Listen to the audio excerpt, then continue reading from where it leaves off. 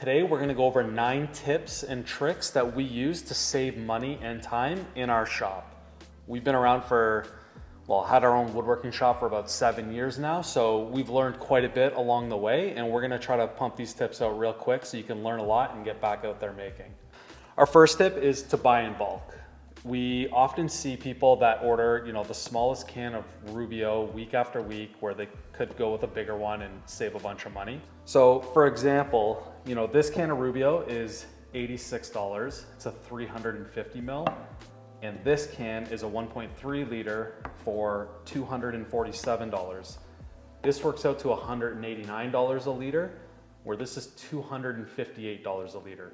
That's a substantial change in cost per liter, which you don't necessarily realize right away, without doing a bunch of math to figure it all out. But typically when you're buying products, the bigger size is always a better cost per liter or cost per unit. Another example is this walnut board. If you buy one of them is $29, where if you buy a 10 pack, they break down to $24 a board. So you could save $5 a board just by buying a 10 pack, and you're likely going to use all 10 over the course of a month or two instead of buying singles over and over and over again. Last example of the buy in bulk savings is this Flowcast kit is $1,620. It's a 60 liter kit. This little guy is a 750 mil and it's $75. Now the cost per liter on this is $100 per liter, where when you get up to the 60 liter kit, you're only paying $27 a liter. That's almost 75% off by buying bigger kits.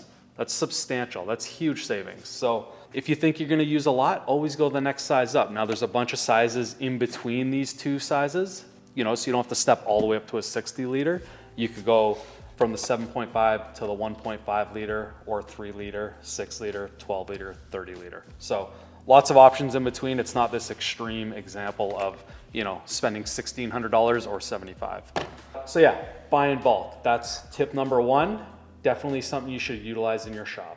Tip number 2, kind of in line with saving money on supplies, is look for sales. So a lot of suppliers will have sales once a month or even once a week. Sometimes they're flash sales on their social media. Sometimes it's in the banner on their website. Oftentimes what I recommend to people, being that I've been on the buyer side and the seller side, is send them a message or an email. Say, hey, do you have any discounts? Do you have any promos? What's the best way to save on your website? We've got free shipping that a lot of people don't know about because we can't have it plastered all over the website along with every other deal or sale. We have a sales section on our website that not everyone knows about. And if somebody sends me an email and says, how can I save on your website? I'll break down all the ways that they can save so they get the best use of our website and have the best experience. Now, will every retailer do that? Maybe not, but it's worth an email or a DM. Sign up for their emails. We normally blast out all our sales on email, so that would be the quickest way to always be notified if there's a sale going on. Check the local flyers if it's a tool store or even a Home Depot. Ask around. Don't be afraid to go looking for those deals and not just waiting till they fall into your lap. Tip number 3 is have it delivered. I've seen makers all over the place spend days of their week driving an hour here, 45 minutes there, 30 minutes here to pick up, one item that's only 85 bucks, but they spend 3 hours trying to get it. Now, what's your time worth? Is it worth paying $15 to have that delivered? I would assume if you're driving a half an hour there and spending 10 minutes at the store and a half an hour back, your time is worth more than $15 an hour to have it delivered. Everything can be delivered, and typically it's cheaper than what your time is worth. Sometimes you need things right away, like within that hour, and that kind of brings us to one of our later points of how to be prepared and prep for jobs properly. Next time you think about getting in your car to drive and go get supplies, just see if you can order it online, have it delivered, double check. A lot of places have free shipping, so you're not even paying anything, and you can do it all, within 10 minutes from the comfort of your own home. Get things delivered, you'll likely save a lot of time, which equals money.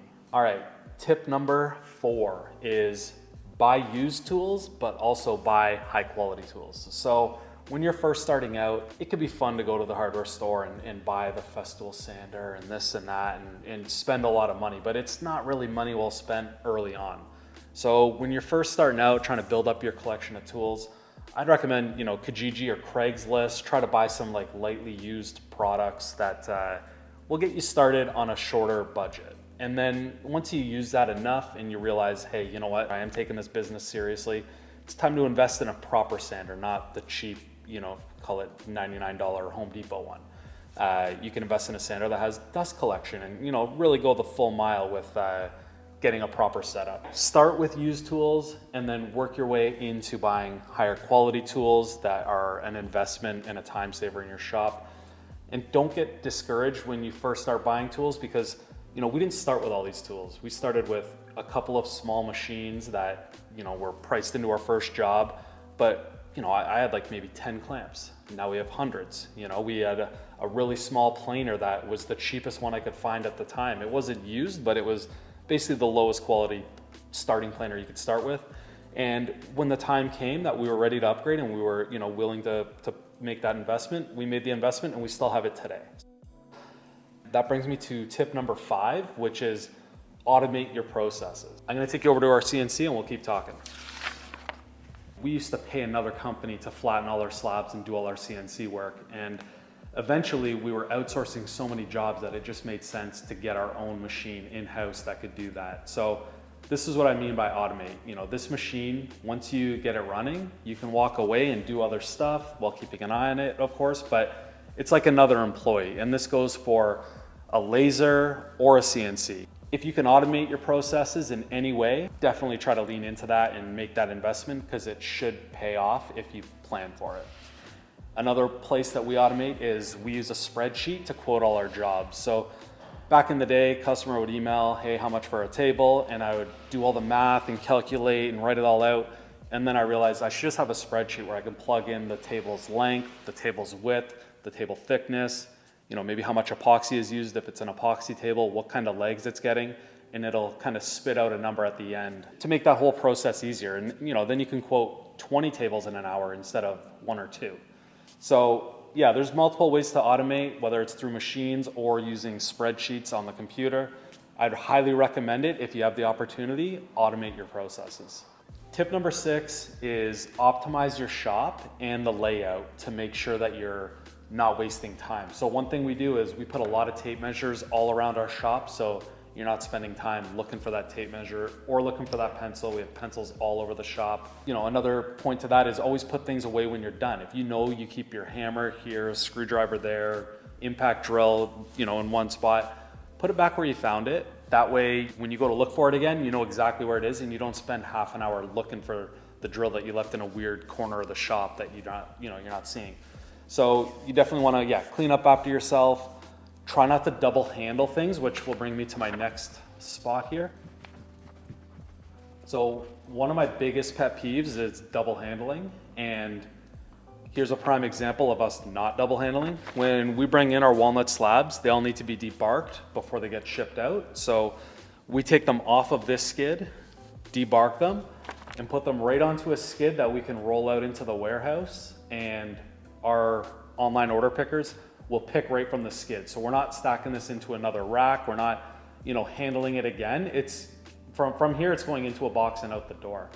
And this goes with handling raw materials, not stacking it up on this table. And then you need to that's the outfeed table for your table saw. And now you got to move that all again just to cut the first piece. And so think 2 or 3 steps ahead of what's coming up next. So you're not, especially in a smaller space, so you're not kind of jamming up your workspace and having to move things around 10 times before you can do the first cut, which also leads to the shop layout. We use our planer and our drum sander side by side so they can kind of share an outfeed. And we also have our table saw there as well. So the outfeed of the table saw, the planer, and the drum sander all kind of share the same space. The last thing you want to do is have a designated outfeed for each table or each process because you'll end up, just wasting shop space, and likely you're not using all 3 machines at the same time. So they can definitely share that outfeed space. All in all, an organized shop is a profitable shop, which here's a prime example of the guys not tidying up after themselves. So if we wanted to flatten something on the CNC or run a program, now you got to spend 5 or 10 minutes organizing all this. And likely what's going to happen here when we need the CNC is it's all going to get transferred over to here, which clogs up the table saw. And when we need to use the table saw, it happens again. So, are we perfect? No, we still make these mistakes, but these are the kinds of things that cost time, which ultimately costs money. So don't do this. Tip number 7 is to work with other woodworkers. Have a bit more of that community over competition mind space. So a lot of people, they kind of refuse to work with other guys because they're the competition, but I say embrace the competition and find out what they're good at that you're not good at. So before we had the CNC, we used to flatten everything with a router sled. And it would take hours and hours and hours, and it was not a good use of time. Then we started outsourcing the CNC work so we could spend time on things that are more profitable than spending hours on a router sled. Another example of working with other shops is we used to do a lot of these high volume menu jobs. We used to oil finish all of them, and it would take forever to oil and wipe it off. So finally I thought, you know what? Getting these spray finished at a cabinet shop is probably a more economical way. So we're not spending days and days oiling and wiping clean. And so we would outsource that. And then in the time that we saved, yes, we're paying for it, but we could make more profitable items like a dining table. If there's something you're not good at or you don't enjoy doing, don't be afraid to outsource it to another shop. It may feel like you're not saving money, but at the end of the day, you could spend more time doing what you do best and what you make money at. Tip number 8 is developing good habits. So this prime example of cleaning and maintaining your equipment and not keeping everything like a pigsty is a good habit to generate early on and to really develop that habit. So you want to tidy things up after yourself. I'll show an example over here with clamps. So back in the day, we'd do a glue up like this, and we wouldn't wipe the glue off of the clamps right away. And then the next time you go to use the clamps, you got to spend a half an hour cleaning each clamp, getting all the dried up glue off of it. But then we implemented a system to clean it right away. That way, the next time we go to use it, it's ready to go, and we're not spending our day cleaning and wasting time that way. Make sure you're organized, clean up after yourself. These are all good habits. Another one is when you're mixing stuff like Rubio Monocoat and epoxy, don't mix too much. So, half the time I come out here and there's a red Solo cup that has, probably $20 of Rubio left over. That's a waste of money.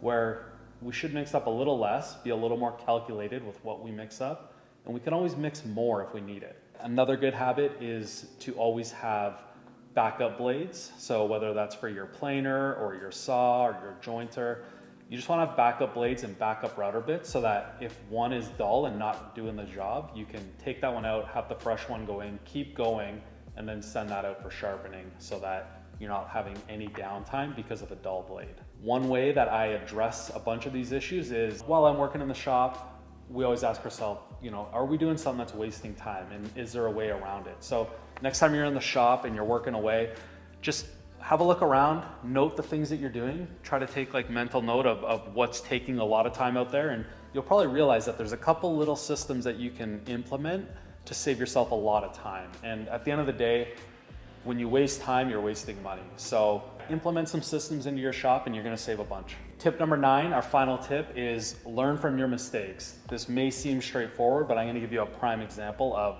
how we messed up and it cost us about $700.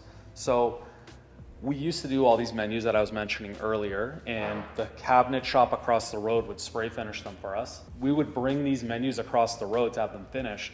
And one time I wasn't here and Andrea brought them over and she said, hey, just do the same finish as last time. Horrible system. It was a big mistake. She didn't realize there was another job in between the last job, so the finishers did a different finish than what she was expecting. So we got them back. They were all wrong.